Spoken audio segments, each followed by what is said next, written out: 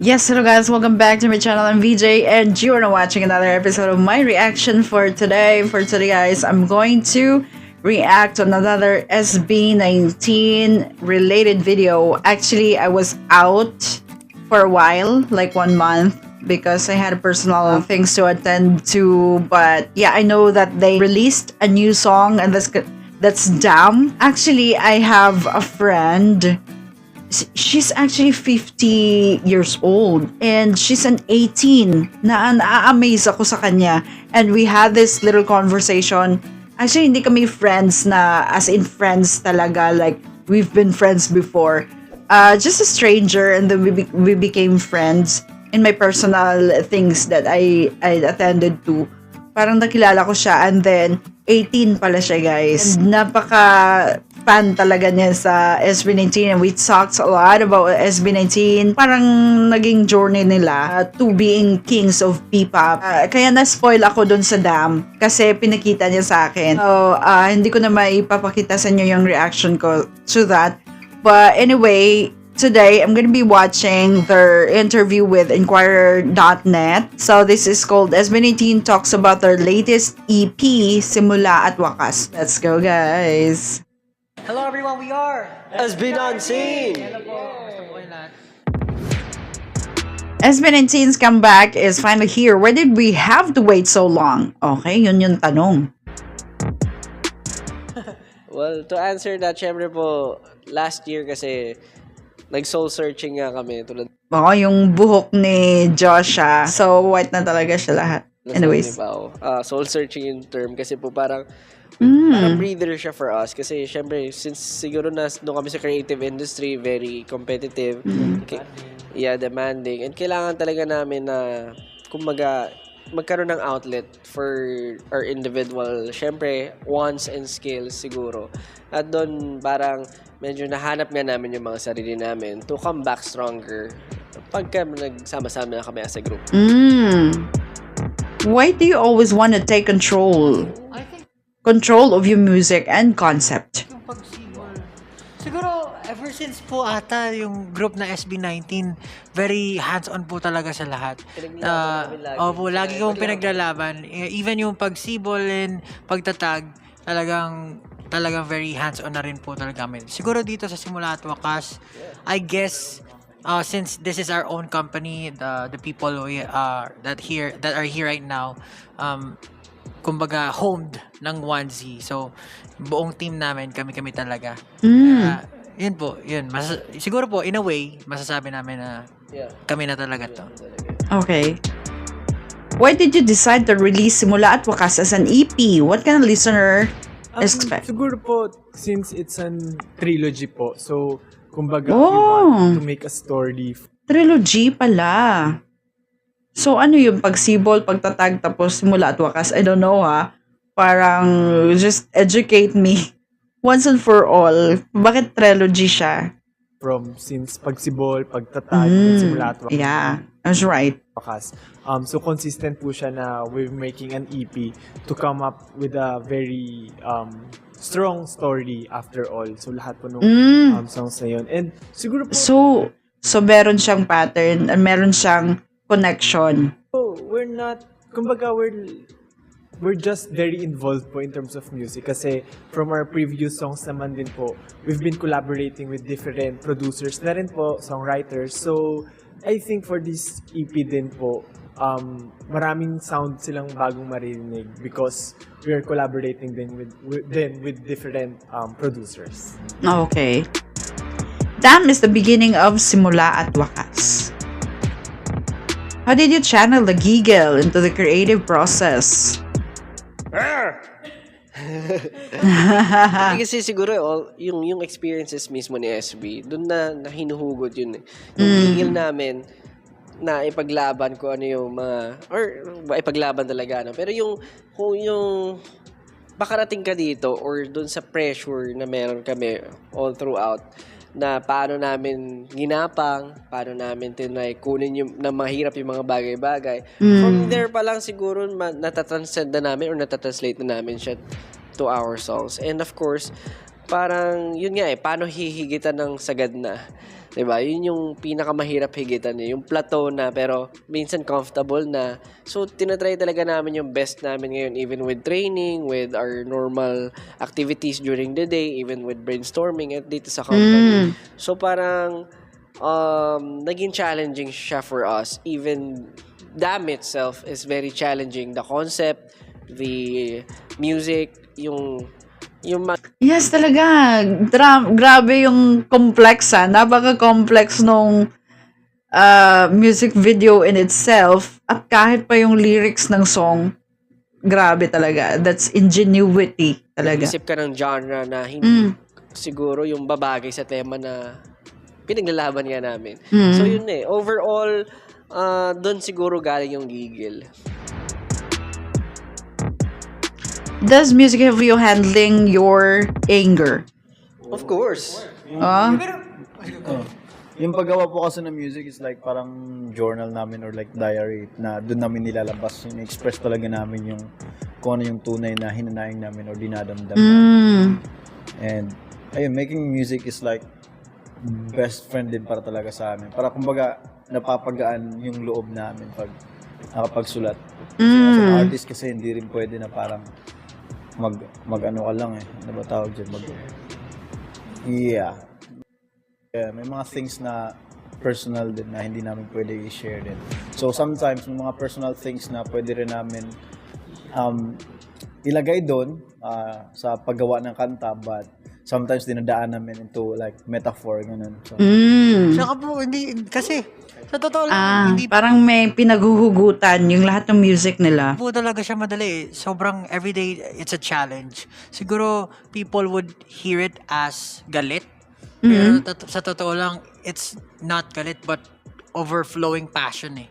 Oo. Kapag pagod ka na, let's go, kaya natin yan. Ganun siya, hindi siya, it's a battle cry. Kumbaga, alam namin na mahirap yung tinatahak namin, and some people or siguro sa team namin, kumbaga minsan merong mapapagod or malalaylay.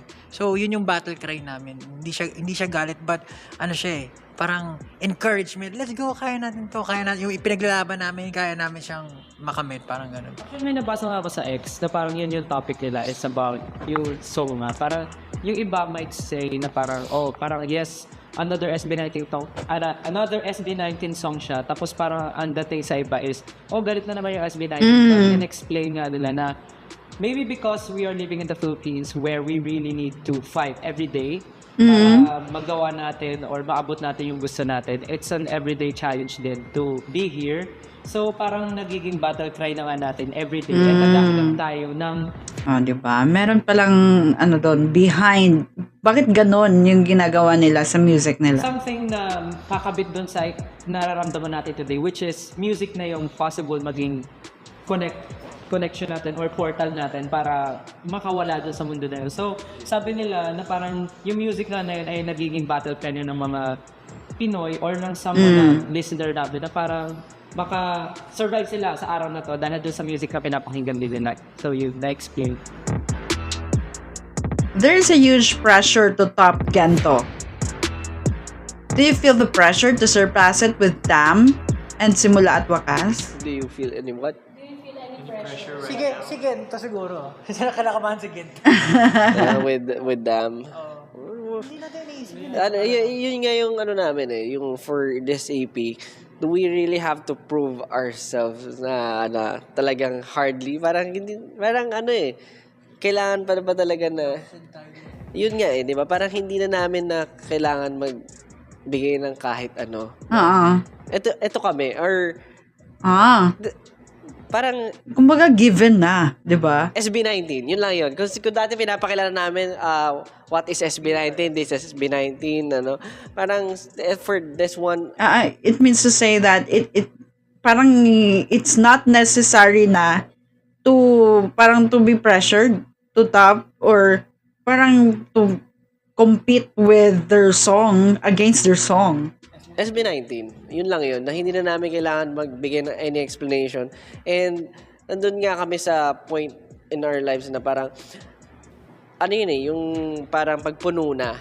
Siguro, ako personally, meron akong plateau na parang siguro minsan with emotions and ano, para mo pahihigitan yun, na parang mag-i-share mo na sa mga susunod or future or sa mga nangangarap. Means to say, parang hindi na kailangang higitan So, pa. yun yung parang pinaka-reason bakit namin ginagawa din ito. Not just for us, but for the entire community in the industry na makinabang.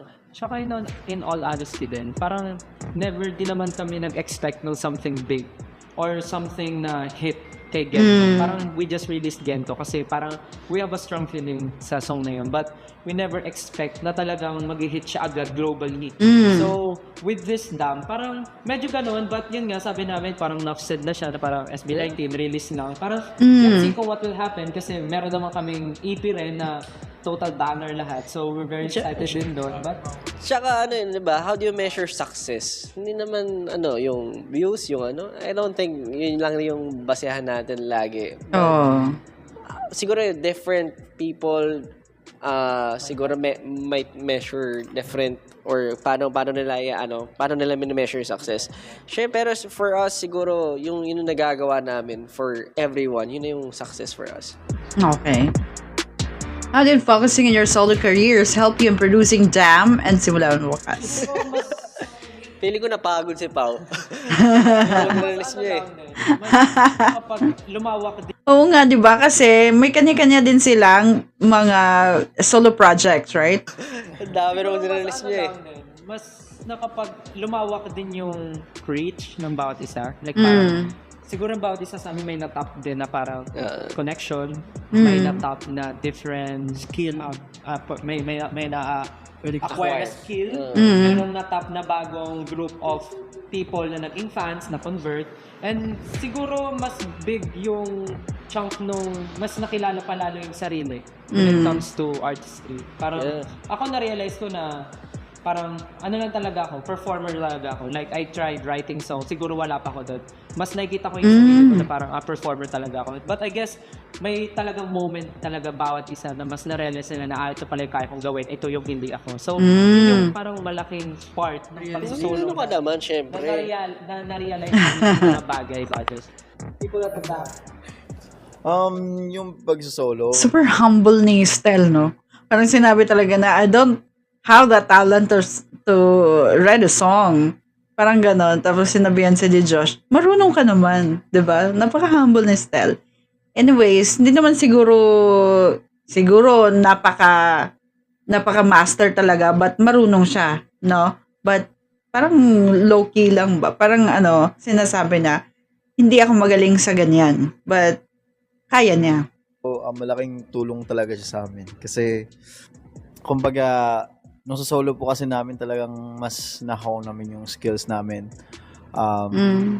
Alam namin na naging better kami as an artist, and yung creativity namin talagang mas nag-sharpen pa and nag-widen pa yung nag-broaden pa yung minds namin in terms of like sa paggawa ng music, in terms of music.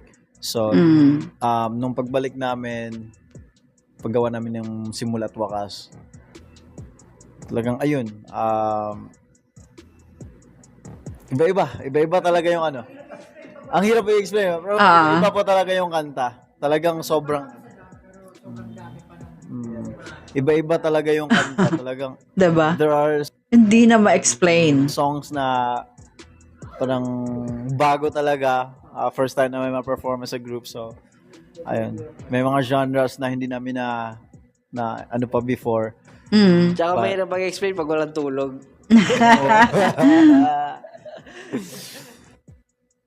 How do you remind yourselves to keep going despite the hardships? Yeah. Alam mo, mahirap talaga yun. To be honest, araw-araw mahirap i-remind sa sarili mo. Keep going. Ako personally, lagi ko iniisip, ba't ko ba nga ginagawa to in the first place? Pero babalikan mo nga yung bakit mo siya sinimulan. Bakit, ano ba yung goal mo? Diba? Parang yun yung simula at wakas, diba? Parang, parang feeling mo everyday, pwede mo siya magwakas. Basta pinili mo magwakas. Pero, ano ba yung goal mo? Is it for magwakas siya, matapos sa lahat, o gawin mo yung best mo para makuha mo yung final outcome kung bakit mo siya sinimulan? So, that's it for me. So, parang meron akong bigger goal, bigger than siguro than even yung buhay ko, yung even bigger than the group, ganon. Parang ganon yung bigger than us. Ganon na yun. Parang yung sa amin, siguro nandun na kami na, in a way, nagulat kami, narating namin to, ganon. Pero ano pa yung pwede naming i-contribute para mas ma-preserve namin yung legacy? How does SB19 want to be remembered? Oh.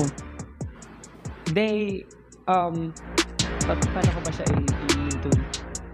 We, SB19, parang sila yung umupupog na future leaders. Parang gano'n. Parang somehow, may limang someone na nag-try i-change yung nakasanayan na but hindi nagpatinan sa nakasanayan na. Kaya nag-try sila ng new system just to show na para hindi porket nakasanayan na, doon lang tayo. Alam natin may kaya pa tayo, so dapat i-push natin yung limits. Hindi lang ng bawat isa, kundi ng lahat. Siguro yun. Ako lagi ko po kasi sinasabi na even from before na I want to change something. So, yun nga, siguro I want to be, or for us to be remembered as someone who really parang kami, yung parang in a way medyo similar kay Stel na who tried changing something pero naging successful. So, ayun nga, naging successful dun sa bagay na gusto mong i-change. Yun. Mahirap tong question na to Sige, kaya mo yan. But, I just want to be remembered as a music artist. Yun lang. Okay. Ako po, actually, I don't know. Parang, I just wanna be remembered, siguro. Actually, kung tayo yung tinatanong niyan, it's way easier for us to tell kung ano yung legacy ng SB19, right? Because they are the kings of P-pop. Parang sila yung bumago, na sila yung nagpapakilala. So, yun na yun. Yun na yung legacy nila. They're remembered for being the first P-pop group who make a wave or make a path, pave the way for P-pop to be recognized globally. Anyways. I just wanna be remembered. Whatever it is, parang ganon. For sure, it is something, especially dun sa mga tao na na-inspire namin or natulungan talaga namin with our artistry and music. So, parang, yun lang. Kumbaga, hopefully we can be a good reference in the future. Parang ganon. The best number. Ako po, wala akong gusto. Siguro po sa music talaga namin. Kasi yung music namin, yun nga, kasama na, you can journal siya. So, kung nagbasa ka ng journal, yung nangyari sa buhay ng isang tao, makikita mo dun. And somehow, it may touch your life. Kumbaga, it may move you. Yun yung gusto kong mangyari. Na through our art, through our craft, mag-isip lahat ng tao. Kumbaga, isipin. As in, hindi siya basta isip lang, but isip talaga na iisipin mo kung ano yung gusto mong gawin. You'll act towards it regardless kung ano yung nangyari sa paligid. Kasi doon magkakaroon ng change. Thank you. Okay, so that's SB19 talks about their latest EP, Simula at Wakas. So that's an interview with Inquirer.net. Like, they are really so humble. So, di nila actually ma-explain yung contribution nila. They don't want to brag about it. So, yeah. That's it, guys. Thank you so much for watching this episode. I'm gonna watch other SB19 related videos in my next episode. For now, guys, thank you and bye-bye.